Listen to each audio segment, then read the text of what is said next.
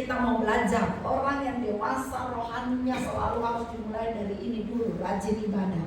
Ya, dari Ibrani 10 ayat 25 tadi, secara khusus di ayat 25, firman Tuhan sudah jelas bilang jangan menjauhkan diri dari pertemuan-pertemuan ibadah. Ya, jadi hari ini saya mau bicara tentang tujuan kita beribadah. Jangan sampai saudara datang duduk di sini nggak tahu tujuannya mau ngapain. Apa hanya karena ditelepon Ibu Heni, atau hanya karena ada kebagian pelayanan maka datang, atau karena memang dari lahirnya udah Kristen, udah biasa ibadah, atau apa? Atau karena terpaksa, mamanya pendeta mau nggak mau, kan? Lebih enak Mobile Legends, ya.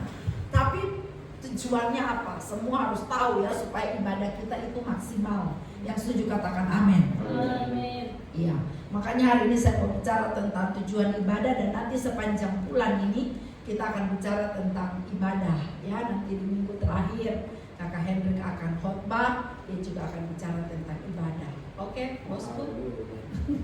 Oke ya. Baik. Oh, ada orang yang kalau disuruh ibadah, kenapa nggak ibadah? Nggak apa-apa, saya bisa ibadah di rumah. Tinggal buka YouTube. Aku udah sibuk-sibuk. Ya, nggak apa-apa, tinggal buka YouTube kan, bisa nonton. Ibadah live streaming di gereja besar juga lebih keren nyanyinya, suaranya daripada Miss Devi, ya. Ya. Drumnya itu lebih mentereng daripada kajonnya Kakak Hendrik dan Ade Jeremy, ya kan? Kayaknya lebih dahsyat, lebih enak gitu. Dan hari-hari ini orang juga lebih merasa nyaman untuk pergi ibadah di gereja-gereja besar. Jadi kalau ibadah di gereja kecil kurang dahsyat, dia pikir. Ya, tapi tidak masalah, di mana saja kita ibadah yang penting bertumbuh. Yang setuju katakan amin. Jadi ada orang yang sering bilang, kenapa harus ibadah? Ya, di rumah juga bisa. Tapi ada yang merasa datang di ibadah juga dia masih ingat di rumah. Jadi duduk di sini tapi hatinya masih di rumah. Ya, waktu hamba Tuhan menjenguk, ibu kenapa udah lama nggak ibadah? Ibunya bilang apa? Oh, kalau saya duduk di ibadah saya selalu ingat rumah. Jadi mending saya duduk di rumah supaya saya ingat gereja. Ya kan? Saya kalau di ibadah selalu di rumah, udah kunci belum ya, udah ini belum ya. Kayaknya ingat terus di rumah. Tapi kalau duduk di gereja, kalau duduk di gereja saya ingat rumah. Mungkin kalau di rumah saya ingat, Bu Heni khotbah apa ya hari ini, tinggal buka YouTube, nonton lagi siaran ulang Ibu Heni khotbah, ya. Atau ada juga yang merasa ibadah itu rutinitas ya, karena setiap hari Minggu, apalagi yang pakai baju hitam, setiap Minggu udah nggak ada panggilan lain, nggak bisa ke mall, nggak bisa kemanapun, memang hari Minggu harus datang beribadah. Ya, jangan-jangan kita coba periksa diri, jangan-jangan saking setiap minggunya harus ada di sini, lalu ini jadi rutinitas. Bahkan ada yang datang ke gereja karena kebiasaan sejak kecil dan lahir memang sudah terbiasa ibadah. Pertanyaannya sekarang, haruskah kita ibadah? Harus nggak? Harus. Tapi saya mau rubah pertanyaan ini. Ya, nggak usah tanya harus, memang harus. Itu wajib, harga mati. Orang percaya kemana? Saya mau bilang hari-hari ini dengan agama-agama yang lain, hari-hari ini juga mereka serius dengan Tuhan mereka. Saudara kita yang lain, coba kalau lihat hari-hari Jumat semua jalan ditutup, semua orang lagi pergi ke masjid untuk ibadah. Kita lihat di agama-agama lain semua hari-hari ini sedang serius dengan Tuhan. Tapi banyak orang Kristen yang hari Minggu di mall. Karena tidak ada kesempatan lain, quality time yang terbaik dengan keluarga itu ada di hari Minggu. Dan orang memilih hari Minggu bekerja dan lain sebagainya, hingga tidak ada di rumah Tuhan. Dan hari ini saya mau rubah pertanyaan itu. Karena kalau tanya haruskah kita ibadah, memang harus, harga mati. Tapi saya sakit, bawa saja penyakitmu datang di rumah Tuhan. Di rumah kamu tidak sembuh, datang di rumah Tuhan kamu sembuh. Yang setuju katakan amin. Ya, tidak ada alasan. Saya di rumah saya sakit, saya vertigo, muter, muntah, setengah mati, nggak bisa lihat. Ya, saya nggak bisa lihat cahaya lampu, saya akan muntah, saya akan kesakitan, rasanya sakit setengah mati, seluruh kepala kesemutan. Tapi saya pakai kacamata hitam datang, walaupun sudah malam, supaya tidak terlalu sakit lihat lampu. Saya harus tetap ada di sini, bukan karena saya mau khotbah. Ya, khotbah bisa ganti aja kakak Abner, ada Miss Devi, kakak Siti, semua bisa maju. Tapi saya merasa kalau saya mati, biarlah saya mati di rumah Tuhan. Itu harus jadi dasar utama orang percaya. Nanti kita belajar kenapa harus ada setiap minggu. Amin. Makanya kadang saya sedih mendoakan youth, ya, yang butuh pekerjaan. Kalau sudah dapat pekerjaan tidak datang lagi ibadah. Karena sekarang ibadahnya juga hari minggu, kerjanya juga hari Minggu. Pekerjaan sekarang tidak tentu hari Senin sampai Jumat sampai Sabtu, ya. Masih penting ada guru-guru di sini, Sabtu libur, Minggu bisa datang ibadah. Tapi ada pekerjaan lain yang banyak memang. Kalau kerja di market, di Alfamart, Indomart, atau kerja di apapun yang lain, bisa jadi hari Minggu tetap kerja. Jadi mereka tidak bisa datang. Sayang sekali. Tapi saya rindu jika ada yang mendengarkan khotbah saya ini dari YouTube dan saudara ada pekerjaan di hari Minggu, tapi walaupun bukan di gereja kita, di gereja mana saja, ada banyak sekali jam-jam ibadah yang mereka menyesuaikan dengan kesibukan umat Tuhan di Jakarta, khususnya di Jakarta. Jadi ada ibadah yang jam 5 sudah mulai, jam 5 subuh. Ya, ada yang jam 6, jam 7, setiap jam dari pagi hari Minggu itu ada ibadah dari jam 5 sampai jam 8 malam. Mungkin jam 9 juga masih ada. Ada ibadah di mana saudara bisa sesuaikan. Apapun itu saudara harus tetap masuk ibadah. Yang setuju katakan amin. Amin ya. Aminnya kencang biar gak ngantuk. Amin. Oke. Mengapa Tuhan perintahkan kita hari ini? Jadi saya mau taruh di alam bawah sadar, kamu diperintahkan untuk harus ibadah. Jangan menjauhkan diri itu. Dengan bahasa Ambonnya tuh jangan coba-coba jauh. Dekat. Begitu ya. Taruh di alam bawah sadar. Apapun yang terjadi hari Minggu harus ada di rumah Tuhan. Kalau ada kesibukan yang lain, cari ibadah yang menyesuaikan. Yang setuju katakan amin. Mengapa penting? Mengapa gak boleh jauh-jauh? Mengapa harus ada di rumah Tuhan? Ya, ada 5 alasan. Harus cepat. Yang pertama, kita beribadah karena Tuhan layak disembah. Tuhan layak disembah. Mazmur 100 ayat 4, masuklah melalui pintu gerbangnya dengan nyanyian syukur, ke dalam pelatarannya dengan puji-pujian. Bersyukurlah kepadanya dan pujilah namanya. Ya, Tuhan sudah begitu baik bagi kita. Bersyukur hari ini masih hidup. Ketika semua banyak orang sedang meninggal dan sekarang orang meninggal nggak tentu umur.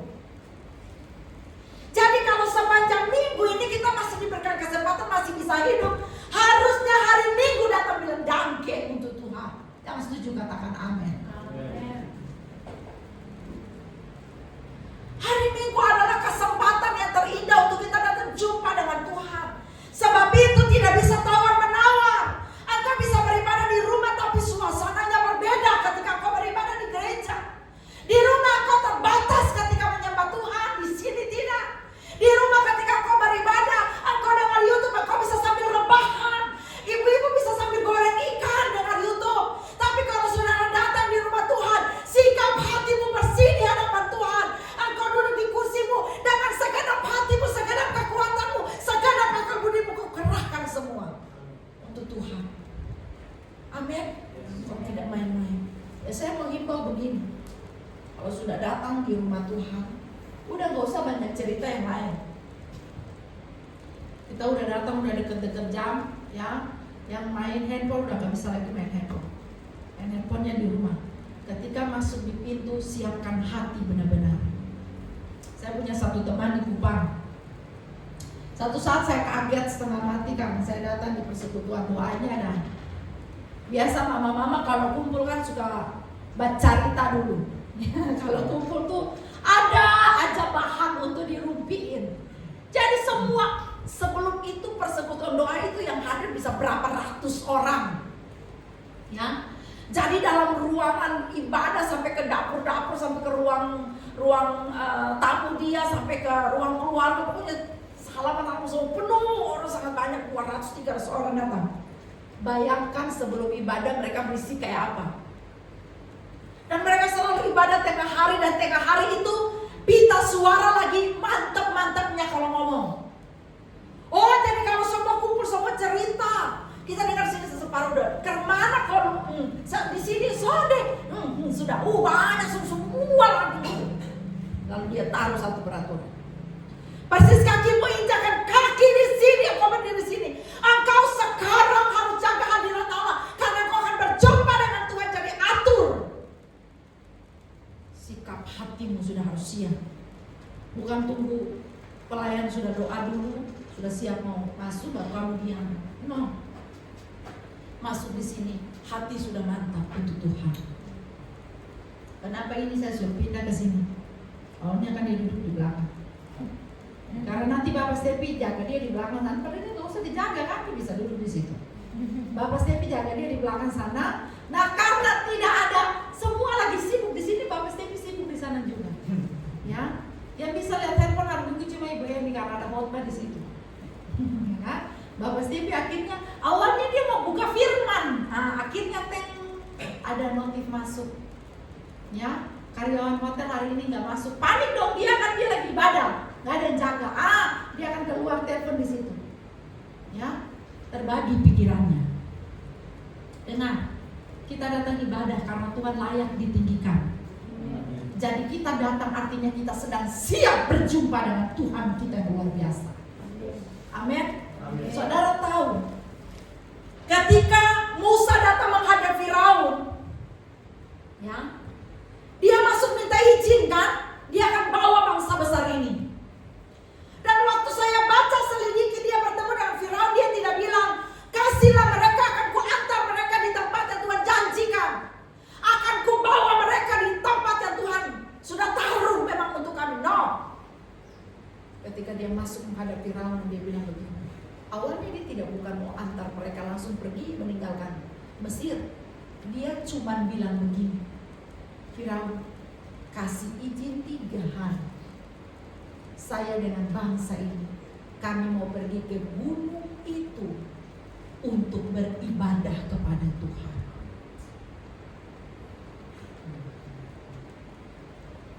Firaun bilang, nggak bisa. Kamu pergi saja sendiri toh, dan kau kakak berlaki-laki itu, kau bisa bawa saja perwakilan untuk pergi, nggak bisa semuanya. Enak aja, sekali jalan satu bangsa itu langsung mau pergi ke situ, biar dekat, nggak boleh. Tawar menawar itu berlangsung beberapa lama.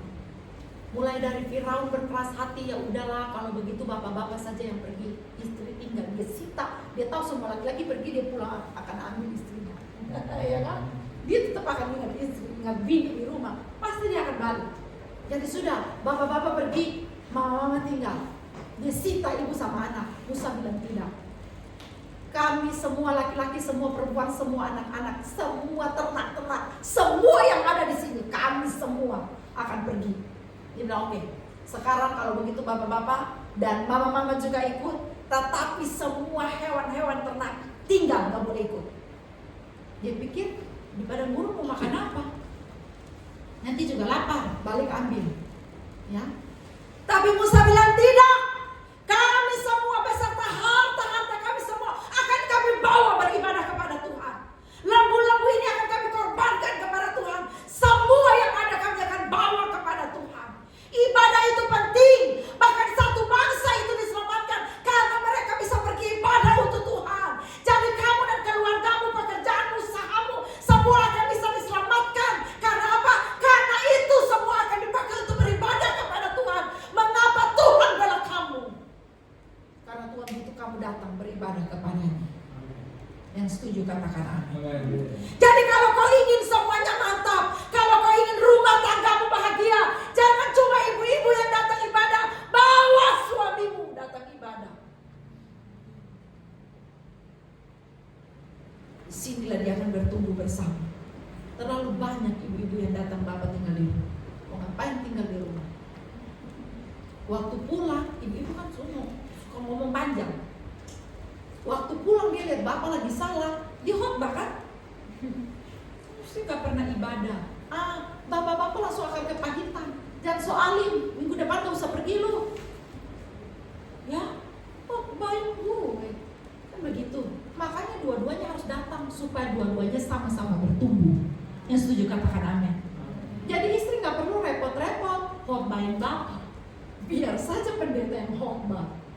Ibu bertumbuh, bapak bertumbuh, anak-anak pasti diberkati. Jadi kamu dan seisi rumahmu harus datang. Dari apa yang saya sampaikan tentang tawar-menawar Musa dengan Firaun, kau harus tahu. Kamu dan seluruh hartamu harus datang ibadah di sini. Amin. Amin. Kamu dan semua anak-anakmu harus datang ibadah. Apakah cuma bapak-bapak yang perlu datang di ini? Musa bilang harus kami semua pergi ibadah. Ibadah itu penting karena mengandung janji baik untuk hidup yang sekarang maupun di dalam kekekalan. Tidak ada apapun yang kau buat di sini yang bisa membawa kamu ke kekekalan. Cuma ibadah. Jadi olahraga kamu cuma sehat sekarang saja, sehat badanmu di dunia. Tapi inilah olahraga terbaik untuk roh. Ketika kau datang beribadah, Tuhan disenangkan. Dia juga tahu cara menyenangkanmu. Amin. Hari ini mari latih dirimu. Ketika roh malas datang, ketika roh ngantuk datang. Hari ini saya merasa roh ngantuk begitu kuat dalam Tuhan. Oh, ngantuk semua. Saya balik dan Bapak Steve bisa pergi ambil air, minum, jangan ngantuk.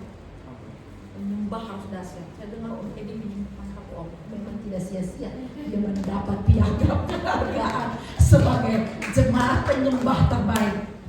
Suaranya tadi mantap saya dengar dari belakang. Singer ya?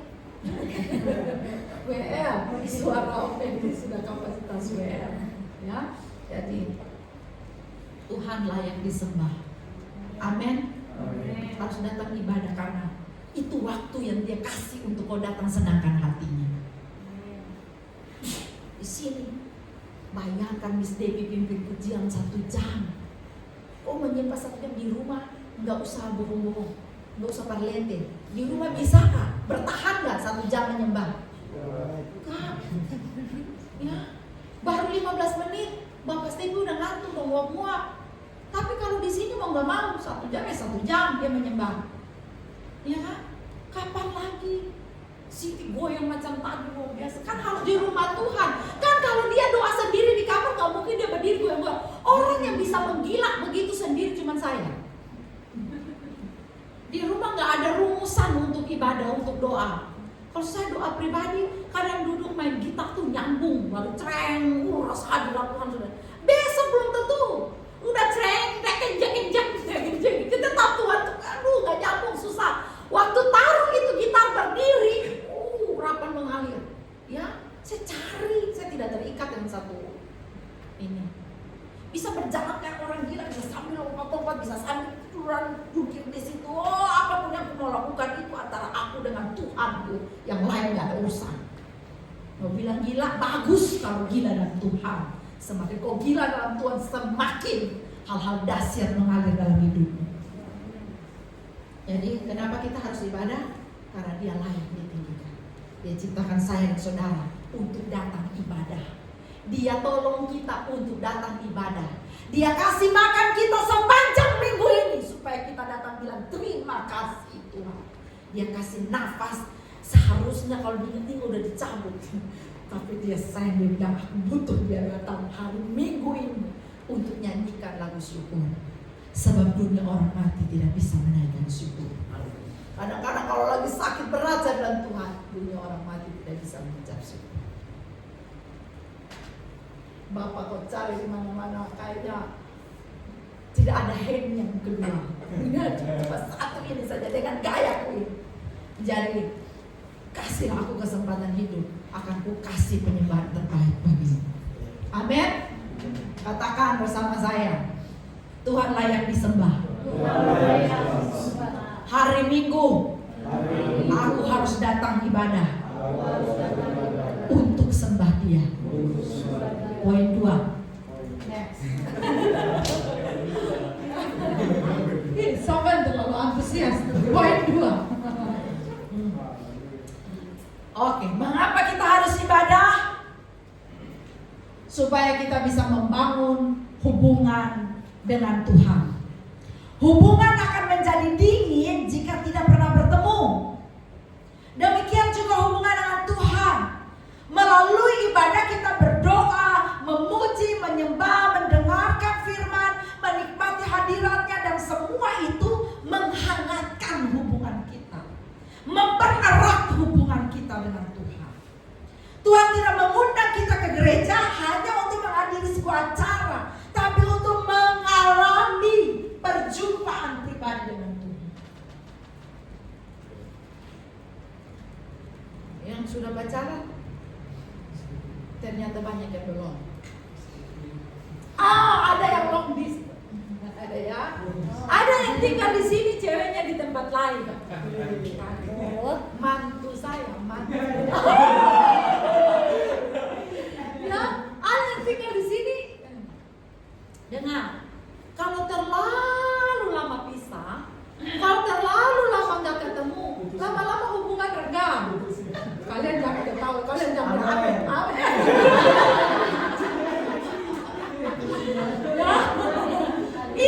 Itu sebabnya banyak hubungan itu gak berhasil ketika terlalu lama, ya.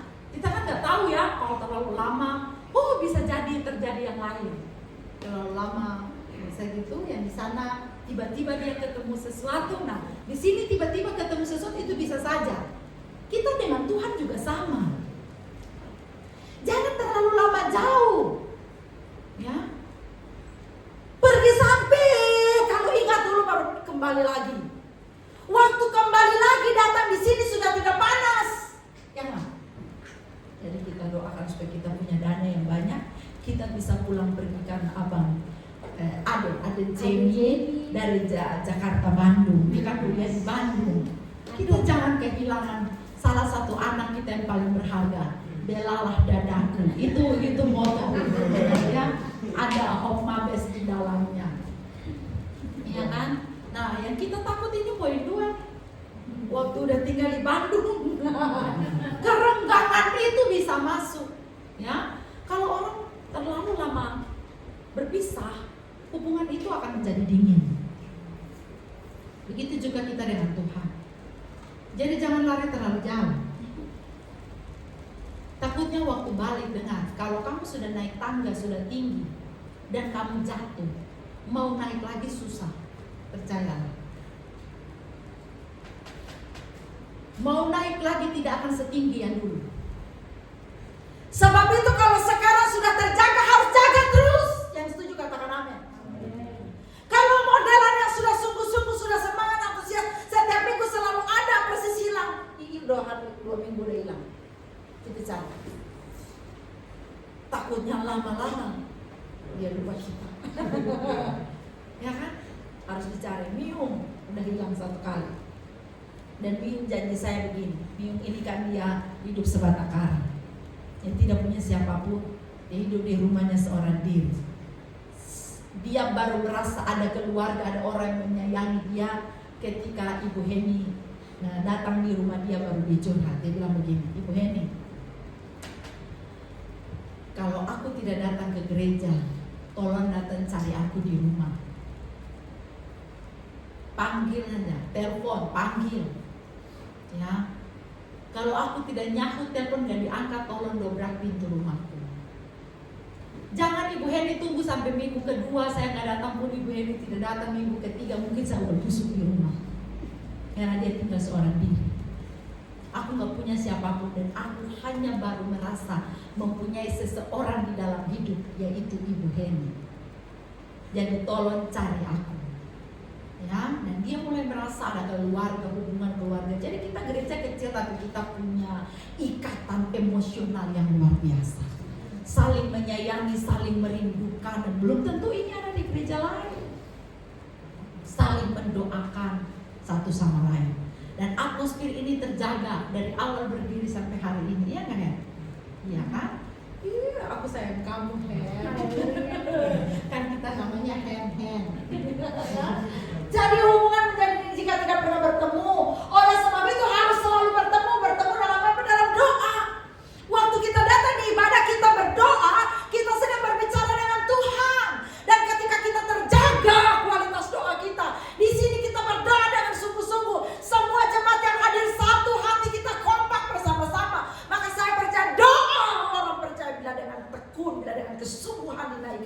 besar kuasanya. Cepat nyambung kalau di ibadah kita doa sama-sama.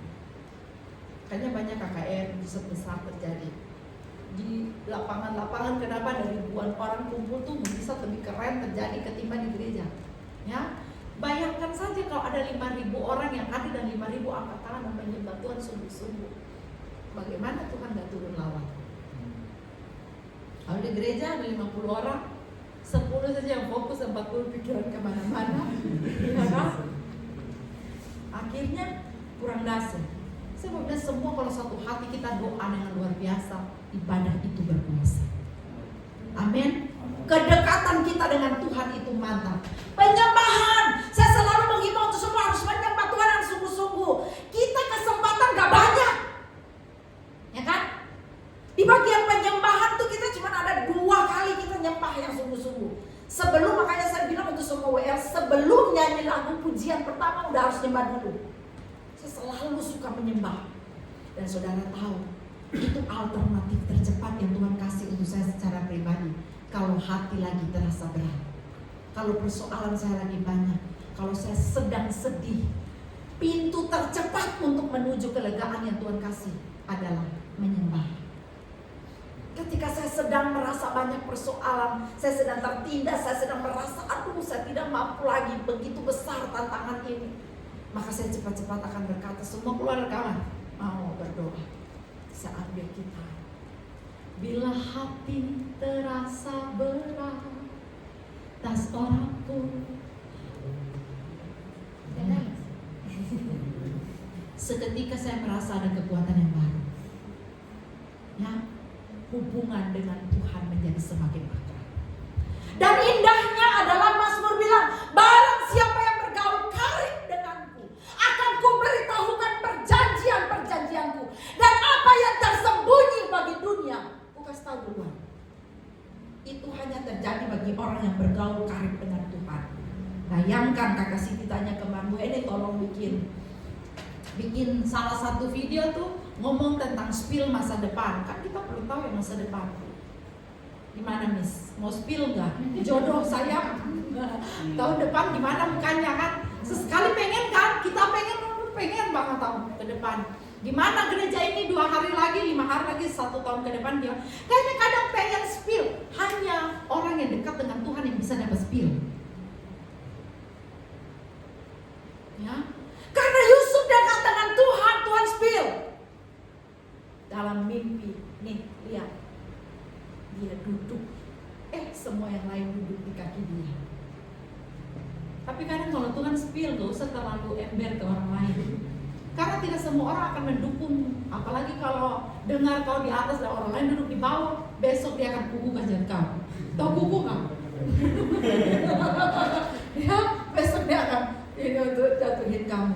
Tidak, bahkan keluarga. Tidak semua bisa mengerti maksud Tuhan, rencana Tuhan dalam hidup kita. Tapi saya mau bilang kita bisa dapat spill. Ya, Tuhan bisa tunjuk dikit-dikit, tipis-tipis. Soalnya kalau ditunjuk terlalu banyak, kau akan pemalas. Kau tidak akan bergantung sungguh-sungguh. Kau harap gampang. Tetapi kalau dia cuma tunjuk sedikit-sedikit, dia nggak tunjuk di besok lusa punya, dia tunjuk di yang paling jauh sana.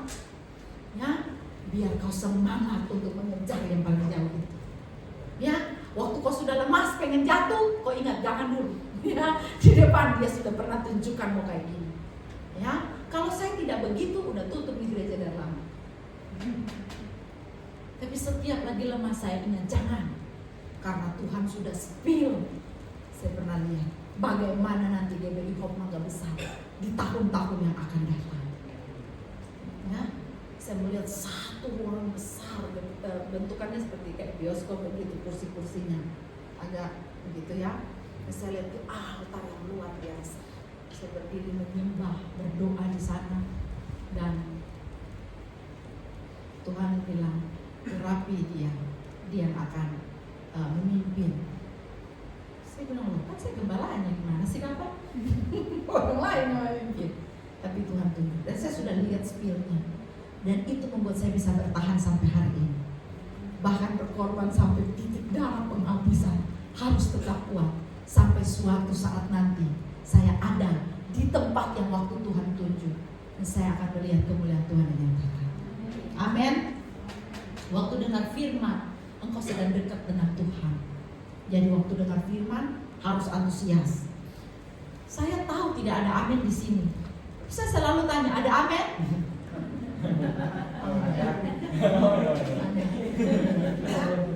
Kadang gak usah dipompa gitu loh, gak usah panas-panasin. Katakan amin, gak usah. Kalau memang harus amin, amin. Yes? Kalau engkau mendengar sesuatu yang pengen banget Tuhan, oh itu harusnya untukku, segera respon. Gak usah tunggu saya katakan amin, katakan amin, katakan. Kadang-kadang saya juga lupa bilang katakan amin. Ya, kalau saudara merasa diberkati langsung, yes, amin. Tepuk tangan ke kau berdiri, angkat tangan ke udah terserah, saya tidak akan marah. Semua itu untuk mempererat hubungan kita yang dekat. Jadi kita datang ibadah supaya hubungan ini tetap hangat, supaya kita dengan Tuhan tetap romantis.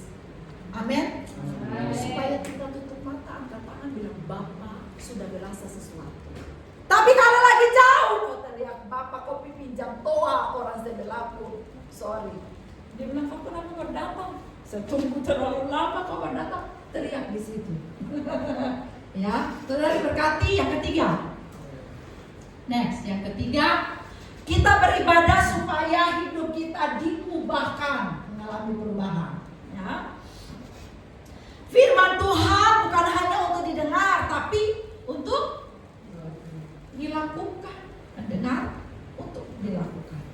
Setiap ibadah seharusnya mengubah cara berpikir, cara berbicara, dan cara hidup kita. Kalau setiap minggu kita hadir tapi karakter tidak berubah, kasih tidak bertumbuh, dosa terus dipelihara, berarti kita hanya mengikuti acara ibadah tanpa mengalami kuasa Tuhan. Sedangkan tujuan ibadah adalah transformasi, bukan transformasi.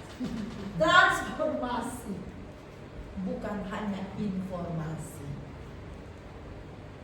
Dengar firman bukan hanya mendengar informasi dari Ibu Henny. Saya sedang mengajarkan saudara, saudara bukan hanya menerima ilmu, tapi saudara mendengarkan, dan saya percaya melalui saya Tuhan sedang berbicara, dan Tuhan yang akan menyentuh rohmu dan rohnya akan bertemu di hadirat Tuhan. Ketika engkau mendengarkan firman Tuhan, hatimu bergejolak, engkau merasa Tuhan sedang bicara, dan engkau meresponinya. Saya percaya Roh Kudus mampukan engkau melakukan. Jadi setiap kita masuk itu dengan firman untuk bertumbuh. Itu tujuan utama dalam ibadah. Hidup jadi kesaksian, hidup mengalami perubahan. Kita ini kan terkenal dengan nama gereja pertobatan. Kenapa orangnya nggak bertobat? Hamba Tuhannya juga banyak masih yang jatuh. Hamba Tuhan yang melayani sudah lama saja masih jatuh, apalagi calon-calon mahasiswa. Masih banyak juga yang jatuh. Banyak sekali di antara kita. Tapi saudara, setiap hari kita ibadah, saya percaya firman Tuhan akan mengajarkan kita pelan-pelan untuk berubah. Jadi satu saat seorang kakek diambil keranjang kan seperti ini ya, bolong-bolong. Makanya Kakak Nova namakan baju brokat itu baju keranjang, karena dia ada bolong-bolong ya. Jadi opa itu dia ambil keranjang dari gudang, lalu dia kasih ke cucunya, dia bilang kau lari cepat-cepat ke sungai itu, ambil air, datang bawa, taruh di ember di sini. Jadi opa taruh ember depan gudang, opa bilang kau pergi dengan keranjang ini cepat-cepat, nyong, lari, ambil air dari sungai sana. Jadi dia lari sampai ke sungai, dia timbang, datang sampai di ember, udah nggak ada lagi airnya, kan udah jatuh di sepanjang jalan. Dia lari, opa bilang lebih cepat, mungkin kau terlalu lama, jangan lama-lama, cepat. Dia lari, dia datang, opa nggak bisa, ya. Ember nggak bisa penuh karena apa? Air tumpah di sepanjang jalan. Kenapa opa tidak kasih ember saja? Saya pergi bawa ember, saya datang, kenapa opa kasih keranjang? Lalu opa bilang, waktu kau ambil keranjang tadi dia kotor sekali kan? Coba kau lihat keranjang itu sekarang. Waktu dia angkat, bersih kayak baru. Jadi dia bilang ke opa, kalau mau suruh cuci keranjang, kenapa opa tidak suruh saya sikat dia saja di sungai? Saya harus bolak-balik begini, bikin capek. Karena kita baca firman rasa biasa saja. Tapi suatu saat kau akan sadar bahwa kau sudah bersih. Walaupun karena rasa capek, tapi suatu saat kau akan sadar bahwa banyak dari diri dirimu yang dulu sudah berubah sekarang. Tadinya saya begini, sudah berubah. Ya, saya percaya aku sudah banyak berubah. Amin. Amin. Ya, kalau dulu, ya makanya saya agak was-was kalau dia pulang ke Ambon.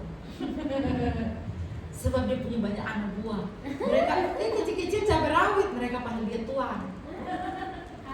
Ya, saya di kapal duduk dekat api, baru saya dengan api angkat telepon, baru mereka bilang, tuan, udah sampai di mana tuan?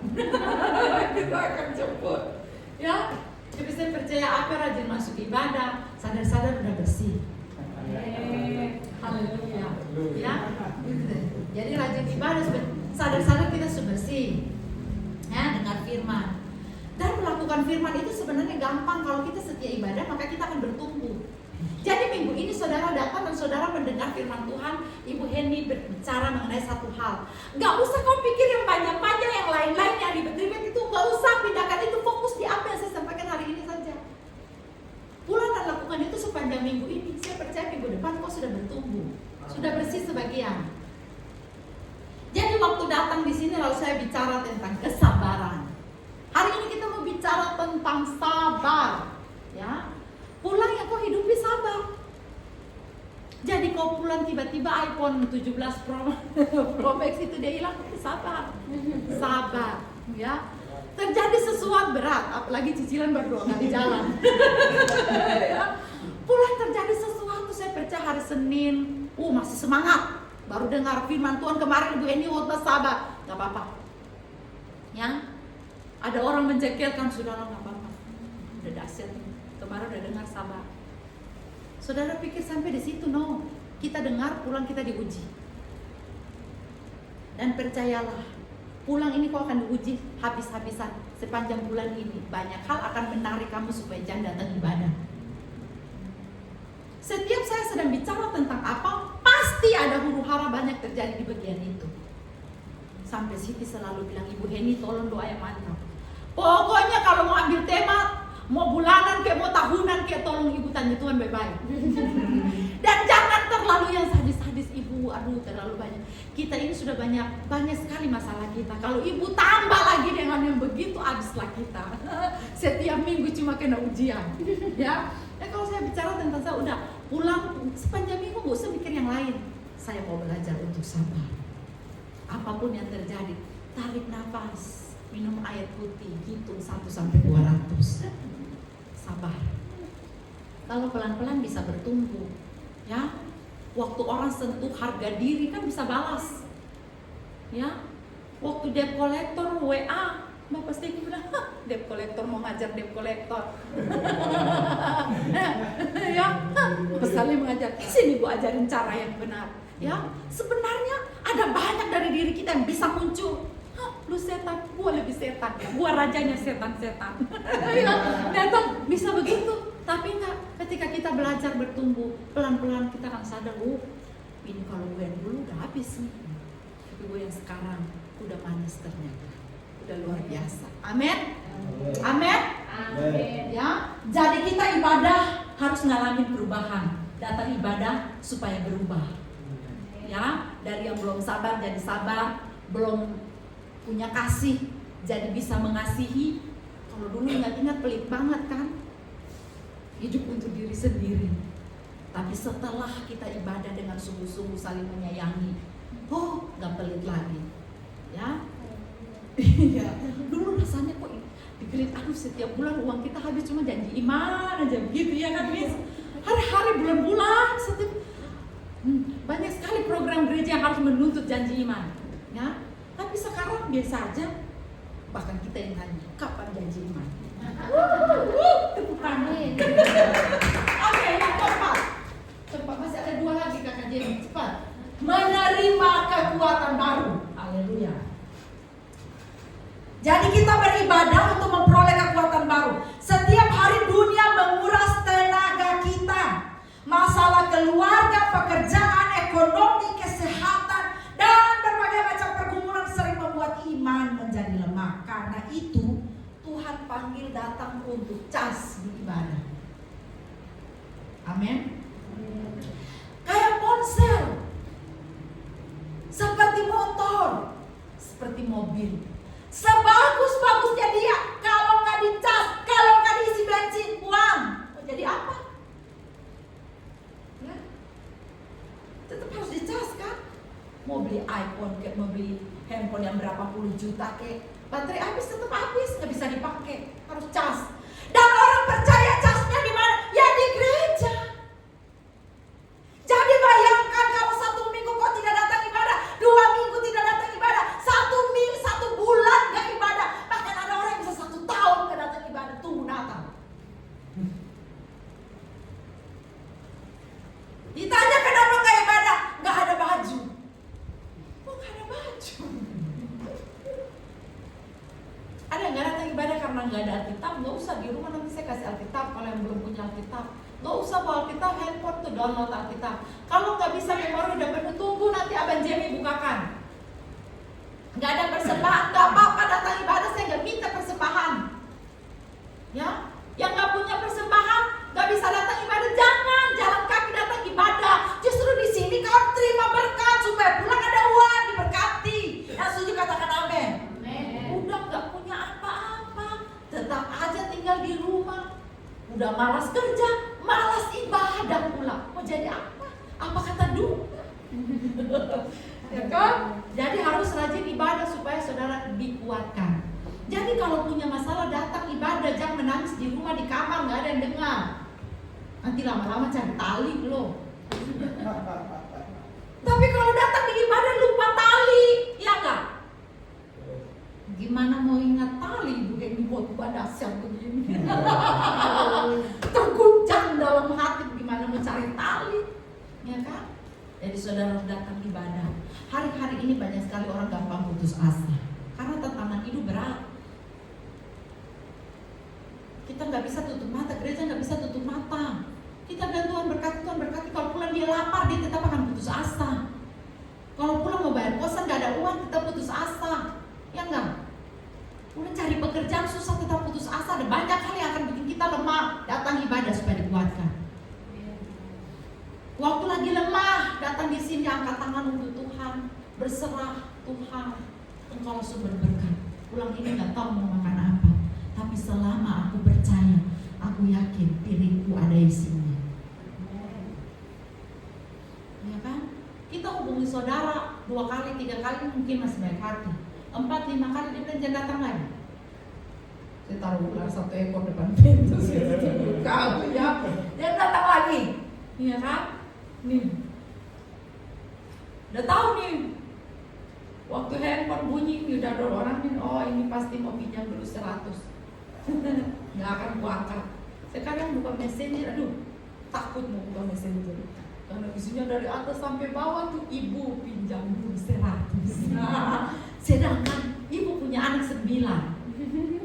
Kalau itu semua, mulai dari kakak yang tua, kakak Amner, turun kakak Siti. Oh ya Siti beda 1 hari. Siti beda 1 hari. Ya Siti, Amner, Rini, Gege, Riko, Jaden, oh banyak. Karena kalau dihitung semua banyak ya. Ada Al, anak saya Ibu Noah, Abang Jamie, kan banyak kakak Ika, banyak sekali anak-anak saya harus lihat. Nah, jadi di sini juga langsung promosi ya. Mau bantu gereja, gampang saja. Dukung Ibu Heni punya Facebook. Ibu Heni berjuang di sini, ya. Untuk nonton. Di situ Ibu Heni khotbahnya keren-keren, tapi khotbahnya cuma 2 menit. Ya, Ibu Heni benar-benar bukan cuma cari ide untuk konten, tidak. Tapi itu ku buat dengan perjuangan, dengan penuh cinta. Ku ingin memberkati semua orang. Nah masalahnya seisi Indonesia diberkati, dia sudah 20.000 tayang ke berapa tayang? Yang paling tinggi? 100.000 tayang satu video loh. Dan 100.000 tayang udah mulai dapat $. Nggak ada satu jemaatku yang lihat di situ, ya pengerjaku nggak adanya, ya hanya Siti aja yang setia di samping, Abner aja sekali-sekali nongol kasih komentar, ya kalian juga dong harus diberkati, kalian lihat di situ, kalian ikuti, kalian lihat, kalian bagikan, ya supaya orang semakin banyak yang dibagikan, tayangannya semakin naik, dia semakin luar biasa. Dolarnya keluarkan kalian juga digaji. Dan ini kita bisa bayar gereja setiap minggu. Ya, udah mau mulai putus asa, jadi harus cari apa yang ada di tangan. Satu saat ini saya kesaksian cepat saja. Waktu saya dengar Bapak Stevi bilang begini, kayaknya aku nggak dapat uang makan. Ya, sementara biasanya setiap minggu kan kita bayar dari uang makan, bayar gereja. Jadi saya langsung berdoa, Tuhan, aku langsung yang seistri-istri ya. Mukanya kalau udah kayak pepaya Bangkok tuh tandanya nggak ada uang. Jadi saya langsung duduk murung, Tuhan bagaimana ibadah hari Minggu. Lalu saya berdoa. Ketika saya dapat firman, itu langsung saya bagikan di Facebook itu. Saya dapat firman tentang janda di Sunem, perempuan Sunem.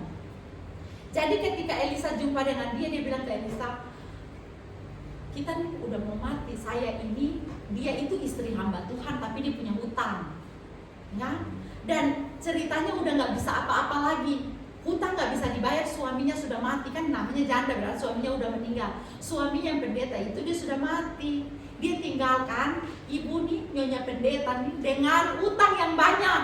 Jadi ibu janda ini dia tidak sanggup lagi membayar hutang, dia kolektor akan datang ambil dia punya anak perempuan 2, akan diambil sebagai jaminan.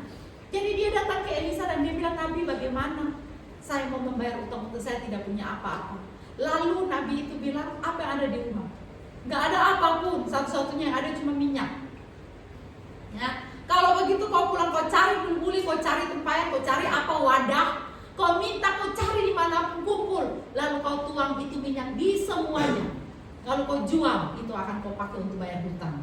Lalu dia pergi kumpul semua tetangga punya tempat-tempat tempayan bulbuli semua dikumpul semua, dia bawa ke rumah. Lalu dia angkat minyak dia yang sedikit itu dia tuang, semakin tua dia nggak akan berkesudahan. Itu air terus mengalir terus, jadi penuh semua wadah-wadah itu.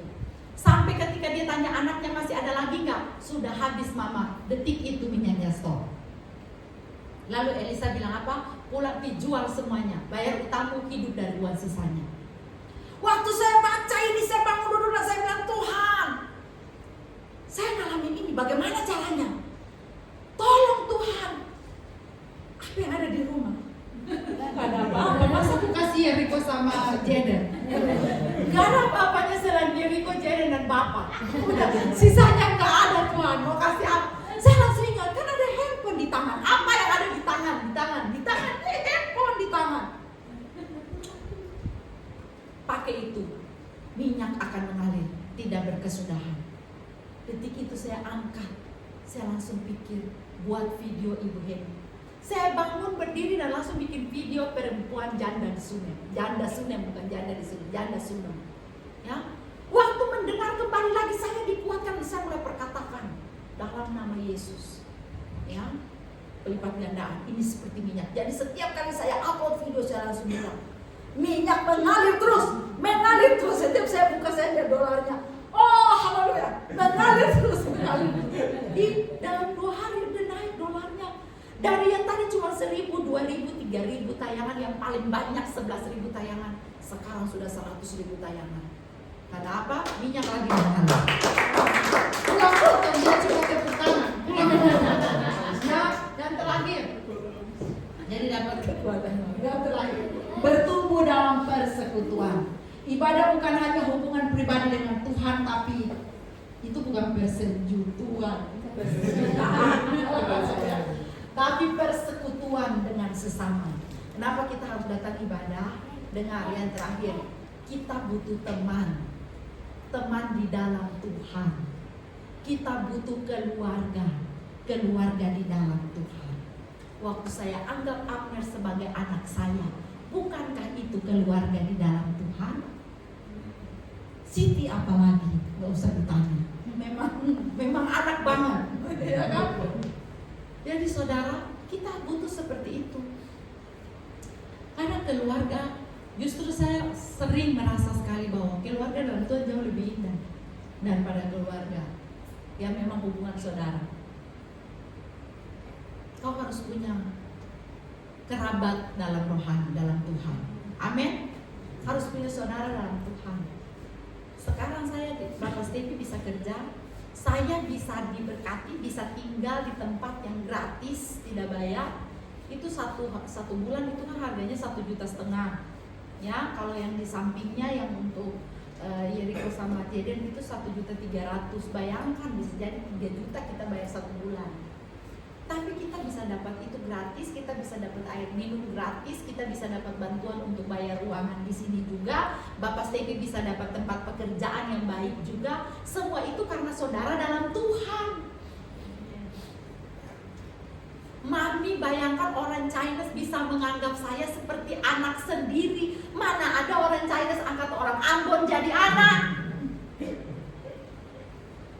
Tapi itu benar-benar terjadi. Dan mereka begitu sayang sama saya. Bahkan pernah keluar negeri ajak. Ya kan? Padahal saudara saya gak pernah ajak saya keluar negeri. Mami dalam Tuhan mengajak.